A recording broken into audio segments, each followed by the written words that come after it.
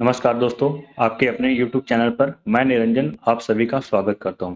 दोस्तों, जैसे कि आप जान रहे हैं कि अगले महीना सीजीपीएससी का प्रारंभिक परीक्षा होने वाला है और प्रारंभिक परीक्षा में आजकल कूट वाले प्रश्न बहुत देखने को मिल रहे हैं। तो इसी को ध्यान में रखते हुए मैं आपके सामने कूट वाले प्रश्न को लेकर आया हूं। जी हाँ, ये जनवरी से दिसंबर 2022 तक का करंट अफेयर होगा। 2 पार्ट में बनाऊंगा मैं इसको, ठीक है? और सारा क्वेश्चन लगभग आपको कूट वाले प्रश्न देखने को मिलेंगे। तो तैयार रहिएगा दोस्तों कूट वाले प्रश्न को जवाब देने के लिए। तो चलिए शुरू करते हैं। और दोस्तों, यदि आप हमारे चैनल पर नए हैं तो अपने चैनल को सब्सक्राइब कर लीजिएगा, क्योंकि इसी तरह की चीजें आपको देखने को मिलते रहेगा। ठीक है दोस्तों, और वीडियो पसंद आता है तो वीडियो को लाइक कीजिए और अपने दोस्तों तक जरूर शेयर कीजिएगा। चलिए तो शुरू करते हैं आज के पहले सवाल से। देखिए, निम्न कथनों को पढ़कर सही विकल्प चुनिए। देश में गोल्ड एटीएम की शुरुआत 5 दिसंबर 2022 को हुई। इस एटीएम का इस्तेमाल करके 0.5 ग्राम से लेकर 100 ग्राम तक सोना खरीद सकते हैं। ठीक है, तो आपको इसका जवाब देना है दोस्तों। बताइए क्या हो सकता है इसका सही उत्तर। तो देखिए, आपको बता दूं कि हैदराबाद में, देखिए जैसे कि यहाँ पे नाम लिखा हुआ है कि हैदराबाद में देश का पहला गोल्ड एटीएम का शुरुआत हो चुका है। ठीक है, कब हुआ है? तो 5 दिसंबर 2022 से हुआ है। इसमें ऐसा दोस्तों, जैसे आप एटीएम जाते हैं पैसा निकालने के लिए, लेकिन ये एटीएम जो है आपको पैसा नहीं, आपको गोल्ड देगा, यानी कि सोना देगा। ठीक है, यहाँ आप 0.5 ग्राम से लेकर 100 ग्राम तक का सोना निकाल सकते हैं। और जो सोना होगा दोस्तों, जो करंट में जो बाजार भाव में जो चल रहा होगा वही रेट में आपको सोना मिलेगा। ठीक है, यानी आपको इसमें पैसा देना होगा और उसके बदले में सोना लेना होगा। तो 5 दिसंबर 2022 को प्रारंभ हुई, ये सही है। और 0.5 ग्राम से लेकर 100 ग्राम तक आप सोना खरीद सकते हैं, ये दोनों सही है। यानी कि इसका जो सही उत्तर हो जाएगा कथन ऑप्शन नंबर ए, दोनों सत्य है। ठीक है दोस्तों, आप जैसे देख सकते हैं इसी तरह के क्वेश्चन आपको देखने को मिलेगा, ठीक है, एग्जाम में भी। चलिए देखिए, जिस तरह से लोग ऑटोमेटेड टेलर मशीन यानी कि एटीएम इससे पैसे निकालते हैं, उसी तरह से अब लोग एक खास एटीएम से सोने के सिक्के निकाल पाएंगे। हैदराबाद स्थित गोल्ड सिक्का प्राइवेट लिमिटेड, ध्यान रखेंगे इसका नाम को भी ना, गोल्ड सिक्का प्राइवेट लिमिटेड ने गोल्ड एटीएम लगाया है। यह देश का पहला सोने के सिक्के देने वाला एटीएम है। हैदराबाद में गोल्ड सिक्का कंपनी ने जिस गोल्ड एटीएम को लगाया है वह 0.5 से लेकर 100 ग्राम तक सोने के सिक्के पल भर में हाथों में डाल देगा। ठीक है, और जो सोना होगा उसकी शुद्धता की यदि हम बात करते हैं तो ये 24 कैरेट के सोना आपको मिलेगा। ठीक है, यानी कि देख लीजिए यहाँ पे 100 ग्राम के सोने के सिक्के के लिए आपको करीब 5,75,000 से थोड़े अधिक खर्च करने होंगे। इस एटीएम से निकलने वाला सोने का सिक्का सोने की लाइव कीमत पर आधारित होगी। इसका मतलब ये है जो वर्तमान प्राइस होगा उसी प्राइस के आधार पे आपको सोना मिलेगा। चलिए तो दोस्तों, कैसा लगा आपको हमारा ये क्वेश्चन, जरूर कमेंट करके बताइएगा। ठीक है, और इसी तरह क्वेश्चन को देखने के लिए हमारे YouTube चैनल पे बने रहेंगे आप हमेशा। और चैनल को सब्सक्राइब कर लीजिए, वीडियो पसंद आता है लाइक कीजिए। और यदि आपको इसका पीडीएफ चाहिए तो इसका पीडीएफ आपको मिल जाएगा हमारे Telegram channel CGPSC dream academy पर। ठीक है, तो CGPSC ड्रीम एकेडमी पर आपको इसका पीडीएफ भी मिल जाएगा दोस्तों। इसका लिंक भी मैं डिस्क्रिप्शन बॉक्स पर दे दूंगा, आप वहां से भी डाउनलोड कर सकते हैं। ठीक है, चलिए अगला क्वेश्चन देखिए, भारत सरकार द्वारा चलाया गया ऑपरेशन गंगा क्या है? तो ऑपरेशन गंगा क्या है? तो कछुए के प्रजनन के लिए पर्यावरण परियोजना है, गंगा और यमुना नदी को जोड़ने का परियोजना है, वर्ष 2024 तक गंगा नदी को साफ करने की परियोजना है, भारतीय नागरिकों को यूक्रेन से लाए जाने के लिए निकासी योजना है। तो इसका सही उत्तर हो जाएगा ऑप्शन नंबर डी, भारतीय नागरिकों को यूक्रेन से लाने के लिए निकासी योजना। दोस्तों मैं थोड़ा फास्ट रहूंगा, क्योंकि इस तरह अगर हम आज हम 50 क्वेश्चन करने वाले हैं, यदि 50 क्वेश्चन करेंगे बहुत समय लग जाएगा, तो आपका समय भी बच जाएगा। आप पीडीएफ डाउनलोड कर लेंगे और साथ ही साथ आप इसको अच्छे से पढ़ भी लीजिए। देखिए पीडीएफ के साथ साथ आप पढ़िए भी, यहाँ पे वीडियो देखना बहुत जरूरी है। ठीक है, तो दोनों देखिए, क्योंकि पीडीएफ में सिर्फ आपको लिखित रूप मिलेगा और वीडियो में आपको कुछ एक्स्ट्रा चीजें हैं जो मैं समझाऊंगा भी। ठीक है, तो दोनों जरूरी है आपके लिए, तो पूरा वीडियो को अंत तक देखेंगे, स्किप मत करेंगे। ठीक है, देखिए ऑपरेशन गंगा पता होगा आपको कि अभी पिछले साल यानी कि 2022 में रूस और यूक्रेन के बीच युद्ध छिड़ गया था, ठीक है, जिसमें जो यूक्रेन क्षेत्र में जो भारतीय स्टूडेंट है या भारत के रहने वाले जो नागरिक है उसको भारत वापस लाने के लिए, ताकि वो युद्ध में फंस मत जाए या उन्हें किसी प्रकार का नुकसान मत हो, भारत सरकार द्वारा चलाया गया एक पहल है ऑपरेशन गंगा, जिसके तहत वहां फंसे हुए भारतीयों को भारत सुरक्षित लाया गया है। देखिए अब इसको पढ़ते हैं। यह उन सभी भारतीय नागरिकों को वापस लाने के लिए एक निकासी मिशन है जो वर्तमान में यूक्रेन में फंसे हुए हैं। यूक्रेन में छात्रों समेत देखिए कितना 20,000 भारतीय जो है वहां पे फंसे हैं। अब तक एयर इंडिया की 3 उड़ानों द्वारा यूक्रेन से 9 से अधिक भारतीयों को सुरक्षित भारत वापस लाया जा चुका है। भारतीय निकासी उड़ानें रोमानिया और हंगरी जैसे पड़ोसी देशों से संचालित हो रही है। ठीक है, भारत सरकार द्वारा रोमानिया, हंगरी, पोलैंड और स्लोवाकिया की सीमाओं में फंसे भारतीयों को निकालने की सुविधा भी प्रदान की जा रही है। ठीक है, ध्यान रखेंगे रोमानिया, हंगरी, पोलैंड और स्लोवाकिया इन क्षेत्रों में, सीमाई क्षेत्रों में यदि कोई भारतीय है तब भी उसको यहाँ से सुरक्षित बाहर निकाला जाएगा। और मुख्य रूप से यूक्रेन में फंसे हुए नागरिकों के लिए है ये। चलिए अगला क्वेश्चन देखते हैं। देख लीजिए यहाँ पे आप इमेज को भी देख सकते हैं, इमेज में भी डिटेल्स दिया हुआ है, आप इसको भी नोट डाउन कर सकते हैं। ठीक है, चलिए अगला देखिए। हाल ही में संपन्न नो मनी फॉर टेरर अंतर्राष्ट्रीय सम्मेलन के संदर्भ में निम्न कथनों में से कौन सा या कौन से कथन जो है सही है, आपको बताना है। यह सम्मेलन पहली बार भारत में आयोजित किया गया। ठीक है, दूसरा जो है भारत में हाल ही में इंटरपोल की बैठक आयोजित की गई थी। तीसरा, वर्ष 2022 में आतंकवाद विरोधी 3 वैश्विक सम्मेलन का आयोजन भारत में किया गया था। ठीक है, देखिए यहाँ पे देख सकते हैं no money for terror 2022 India. ठीक है, चलिए जवाब दीजिए दोस्तों यदि आपको पता है तो। चलिए तो देखिए इसका जो सही उत्तर हो जाएगा ऑप्शन नंबर ए, 1, 2 और 3। ठीक है, तीनों सही है दोस्तों। यह सम्मेलन पहली बार भारत में आयोजित किया गया है। ठीक है, और भारत में हाल ही में इंटरपोल की बैठक आयोजित की गई थी। ओके, और आतंकवाद विरोधी भारत में 3 वैश्विक सम्मेलन हुआ है। कब? तो 2022 में, जिसमें से एक नो मनी फॉर टेरर भी बताया गया है। मतलब ये सम्मेलन में भी, ये भी सम्मेलन जो हुआ भारत में हुआ है। देखिए क्या होता है, आतंकवाद को वित्त पोषण जो है दिया जा रहा है, या तो व्यापारियों द्वारा दिया जा रहा है, बिजनेसमैन द्वारा दिया जा रहा है, कहीं न कहीं यहाँ पे नेताओं लोग भी शामिल हैं। ठीक है, छिपे रूप में ही सही। तो यही बोला गया है कि या तो किसी देश के द्वारा, है ना, जैसे पाकिस्तान, बहुत खबर सुनने को आता है अमेरिका जो है पाकिस्तान को उसके विकास के लिए पैसा देते हैं। वर्ल्ड बैंक, विश्व बैंक जो है उसे उसके विकास के लिए पैसा देते हैं, लेकिन पाकिस्तान जो है आतंकवादी गतिविधियों को संचालित करने के लिए उस पैसा का दुरुपयोग करता है। तो इसी को ध्यान में रखते हुए ऐसा देश जो आतंकवाद को वित्त पोषण कर रहा है उन लोगों के लिए ही एक सम्मेलन लाया गया है, नो मनी फॉर टेरर। इसमें यह बोला गया कि आतंकवाद को किसी प्रकार का फंडिंग नहीं दिया जाएगा। ठीक है, तो यहाँ पे जो है 1, 2 और 3 तीनों सही है। चलिए देखिए, no money for terror conference 2018 में फ्रांस सरकार की एक पहल के रूप में शुरू किया गया था। नो मनी फॉर टेरर, यदि हम बात करते हैं नो मनी फॉर टेरर को सबसे पहले जो है 2018 में कहा, तो फ्रांस में प्रारंभ किया गया था। तो विशेष रूप से देशों के बीच आतंकवाद के वित्त पोषण को रोकने के लिए सहयोग पर ध्यान केंद्रित करने के लिए था। वर्ष 2019 में सम्मेलन ऑस्ट्रेलिया में आयोजित किया गया था। इसे वर्ष 2020 में भारत में आयोजित किया जाना था, लेकिन कोविड-19 महामारी के कारण इसे स्थगित कर दिया गया था। भारत सरकार का गृह मंत्रालय 18 और 19 नवंबर को दिल्ली में तीसरे मंत्री स्तरीय नो मनी फॉर टेरर सम्मेलन का आयोजन किया कर रहे हैं। ठीक है, तो गृह मंत्रालय द्वारा जो, ठीक है, इसका अध्यक्षता किया गया है। ठीक, और भारत में जो नो मनी फॉर टेरर सम्मेलन जो है तीसरा नंबर का, सबसे पहले जो देखने को मिला है वो है फ्रांस में। ठीक है, तो एक छोटा सा नॉलेज इसको भी आप ध्यान में रख लेंगे। चलिए आगे देख लेते हैं। मार्च 2022 को 94वां ऑस्कर पुरस्कार की घोषणा की गई। इससे संबंधित निम्न कथनों पर विचार कीजिए।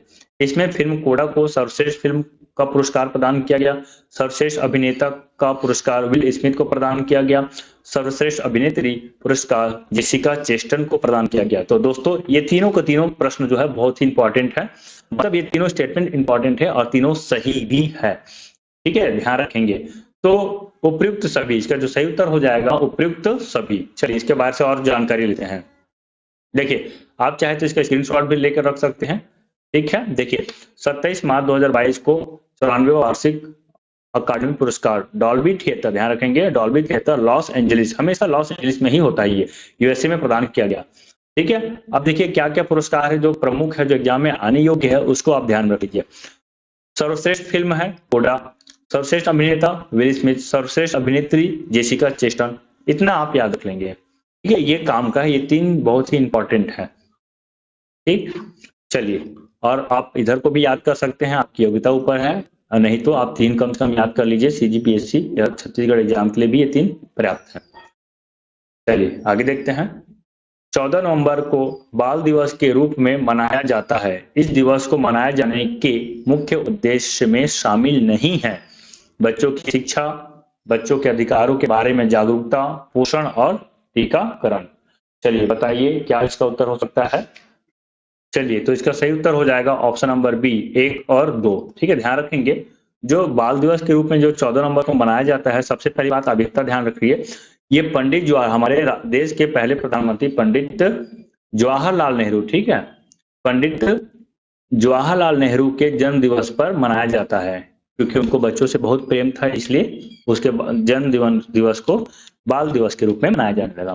ठीक है, इसमें देखिए क्या शामिल है, तो बच्चों की शिक्षा शामिल है, बच्चों के अधिकारों के बारे में जागरूकता शामिल है, पोषण और टीकाकरण ये शामिल नहीं है। ठीक है, तो 1 और 2 दोनों कथन यहाँ पे सही हो जाएगा। चलिए आगे देखते हैं।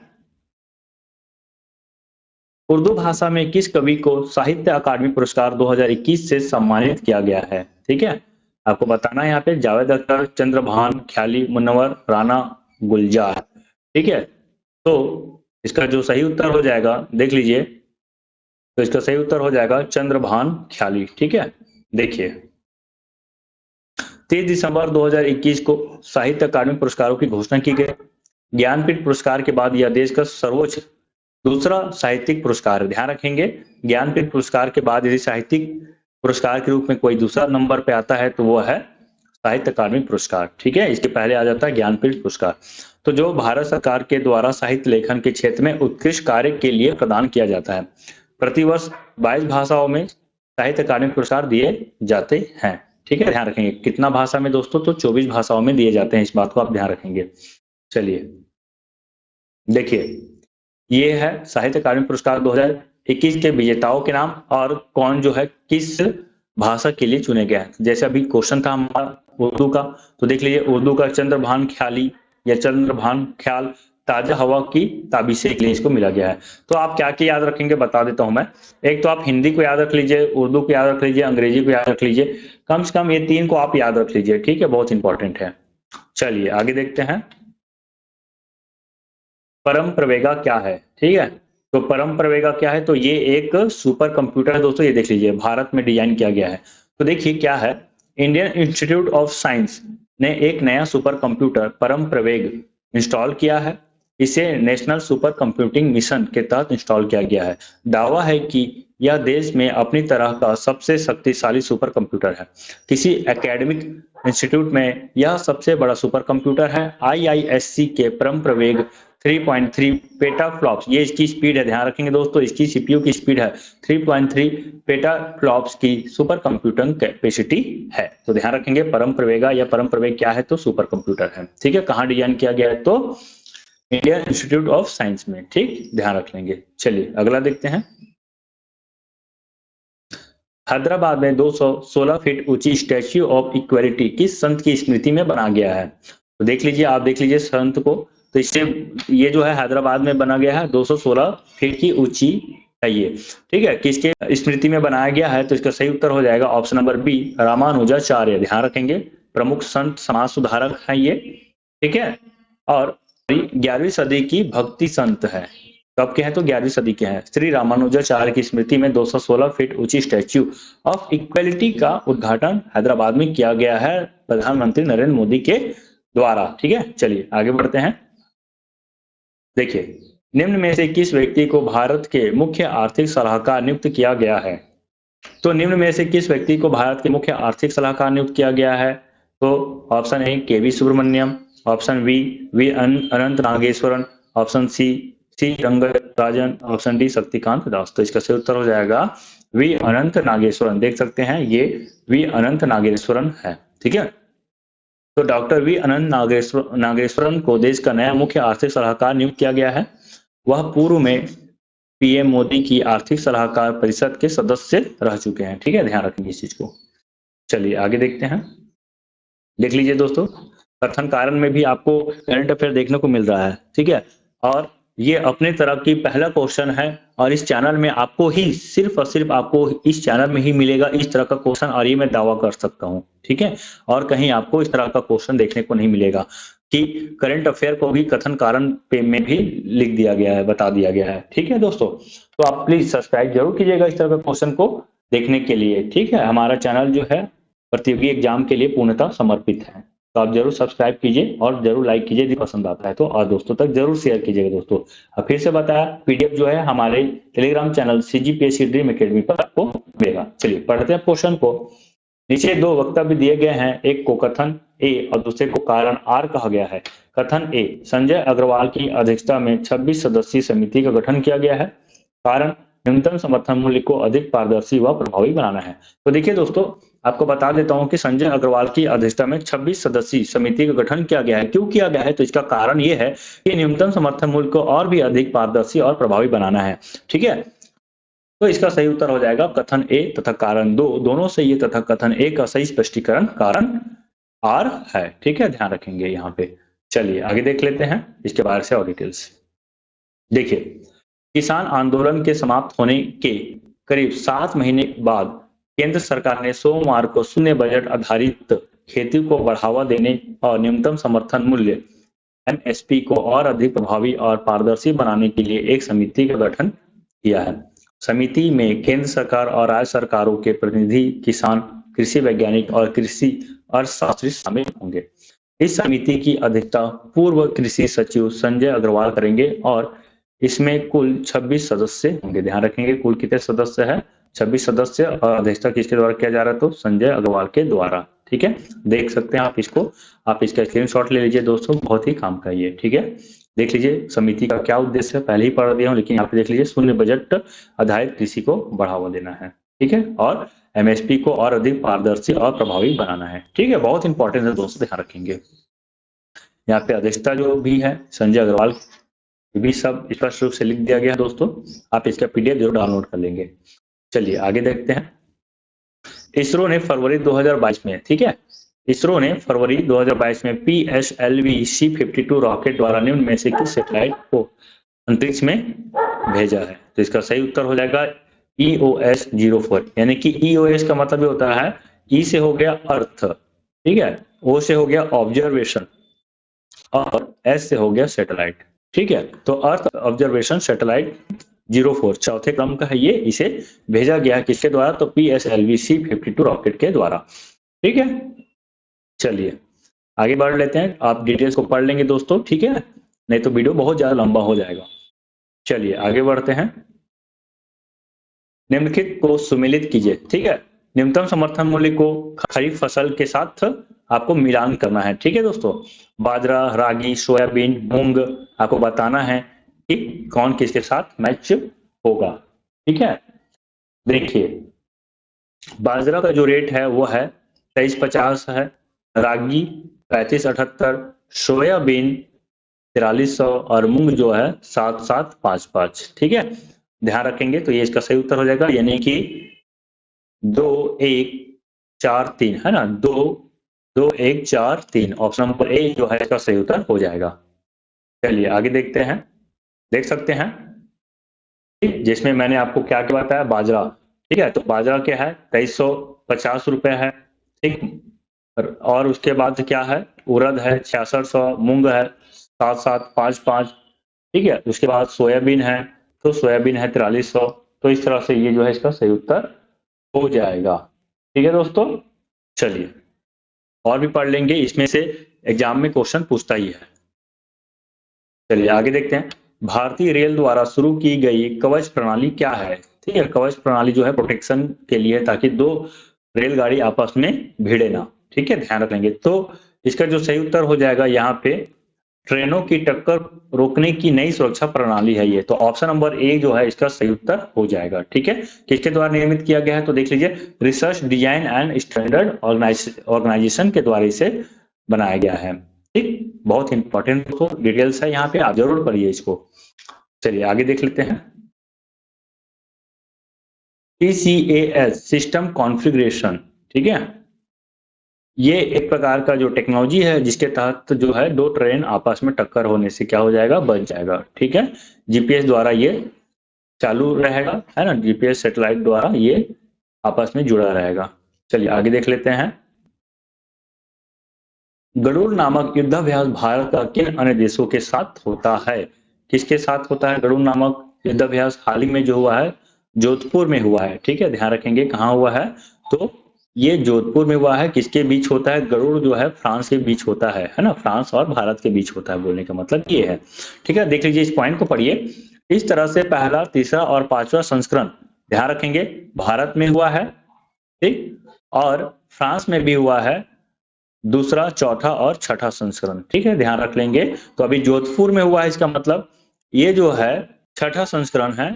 ठीक है, चलिए ठीक है दोस्तों, इसकी शुरुआत कब हुई है? तो इसकी शुरुआत भारत में ही हुआ है 2003 से। तो 2003, फिर 6, फिर 14, ये तीन जो है यहाँ पे है। ठीक है, चलिए, और ये जो है सातवां क्रम का, ध्यान रखेंगे कौन सा क्रम का है? तो सातवां क्रम का है। ठीक है, तो जिसमें से 2003, 6, 14 में भारत में हुआ, 14 के साथ साथ 2022 में भी भारत में हुआ है। आज दूसरा, चौथा और छठा, मतलब जो सम संख्या वाला जो क्रम है वो फ्रांस में हो रहा है, विषम संख्या वाला जो क्रम है वो भारत में हो रहा है। तो इसे आप ध्यान में रख लेंगे। ठीक है, चलिए आगे बढ़ते हैं अब। तो संयुक्त राष्ट्र ने किस वर्ष को अंतर्राष्ट्रीय मोटा अनाज घोषित किया है? बहुत इंपॉर्टेंट क्वेश्चन दोस्तों, वेरी इंपॉर्टेंट। ठीक है, इंटरनेशनल ईयर ऑफ मिलेट्स के रूप में 2023 को संयुक्त राष्ट्र द्वारा घोषित किया गया है, और इसे प्रधानमंत्री नरेंद्र मोदी ने अपने बजट में भी घोषणा किया गया था कि हम 2023 को इंटरनेशनल, ठीक है, मोटा अनाज के रूप में मनाएंगे। ठीक है, और संयुक्त राष्ट्र में प्रस्ताव भी भेजे थे, और 75वें जो वहाँ सम्मेलन हुआ संयुक्त राष्ट्र महासभा का, तो वहां के 75वें सम्मेलन में इसे पारित भी कर दिया गया था। देखिए इसमें क्या क्या आता है? मोटा अनाज यानी कि मिलेट्स में ज्वार, बाजरा, रागी, कंगनी, कुटकी, कोदो, शावा, ये सारा का सारा जो है इसमें शामिल होता है। और बहुत इंपॉर्टेंट कि छत्तीसगढ़ सरकार जो है, ठीक है, जो कोदो और कुटकी, ठीक है, ये दो, कोदो और कुटकी को भी न्यूनतम समर्थन मूल्य पे खरीद रही है, और ऐसा करने वाला भारत देश का पहला राज्य बन गया है। चलिए आगे बढ़ते हैं। निम्नलिखित में से कौन से कथन सही है? जस्टिस डीवाई चंद्रचूड़ भारत के 50वें मुख्य न्यायाधीश हैं। भारत के मुख्य न्यायाधीश की नियुक्ति संसद द्वारा गठित कमेटी द्वारा की जाती है। मुख्य न्यायाधीश की नियुक्ति के प्रावधान संविधान के अनुच्छेद 124 में है। चलिए बताइए इसका क्या सही उत्तर होगा दोस्तों? तो देखिए इसका जो सही उत्तर हो जाएगा ऑप्शन नंबर बी, 1 और 3 होगा। ठीक है, तो डीवाई चंद्रचूड़ जो है भारत के 50वें मुख्य न्यायाधीश हैं। और देखिए संसद द्वारा गठित कमेटी के द्वारा नहीं होता इसका नियुक्ति। ठीक है, कॉलेजियम प्रणाली है जिसमें जिसमें जो है जो सुप्रीम कोर्ट है वहीं के जज लोग मिलकर तय करते हैं। ठीक है, और फिर लास्ट में राष्ट्रपति की उसकी स्वीकृति मिलती है, फिर राष्ट्रपति द्वारा इसकी नियुक्ति हो जाती है, और अनुच्छेद 124 में इसका प्रावधान है। ठीक है, तो इस तरह से कथन 2 गलत है और 1 और 3 सही है। तो ऑप्शन नंबर बी जो है इसका सही उत्तर होगा। देखिए भारत का राष्ट्रीय अंतरिक्ष संस्थान का मुख्यालय किस स्थान पर है? यानी कि इसरो का मुख्यालय पूछ रहा है। ठीक है, तो इसरो का मुख्यालय जो है बेंगलुरु में है, ध्यान रखेंगे। भारतीय अंतरिक्ष अनुसंधान संगठन इसरो भारत की अंतरिक्ष एजेंसी है। इस संगठन में भारत और मानव जाति के लिए बाह्य अंतरिक्ष के लाभों को प्राप्त करने के लिए विज्ञान, अभियांत्रिकी और प्रौद्योगिकी शामिल है।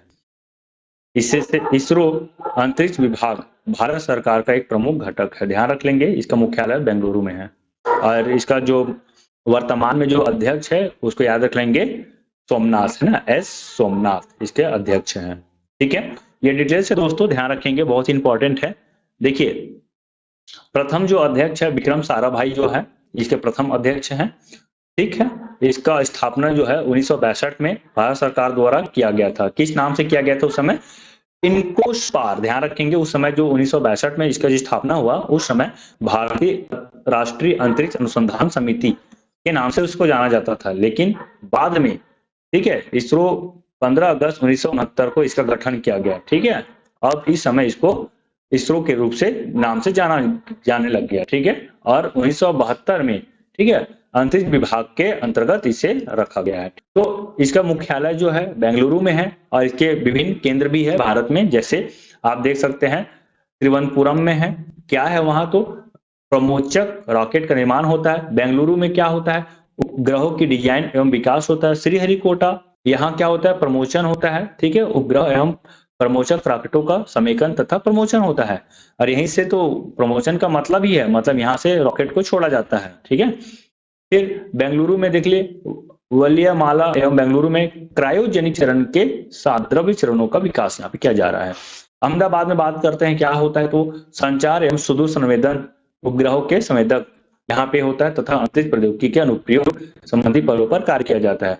और फिर हैदराबाद में बात करते हैं तो सुदूर संवेदन आंकड़ों का अभिग्रहण, प्रसंस्करण तथा प्रसारण किया जाता है। तो ये बहुत इंपॉर्टेंट है दोस्तों, ध्यान रखेंगे, आने वाले समय में आपको इससे डिटेल्स क्वेश्चन मिलेगा ही मिलेगा। चलिए आगे बढ़ते हैं। फिर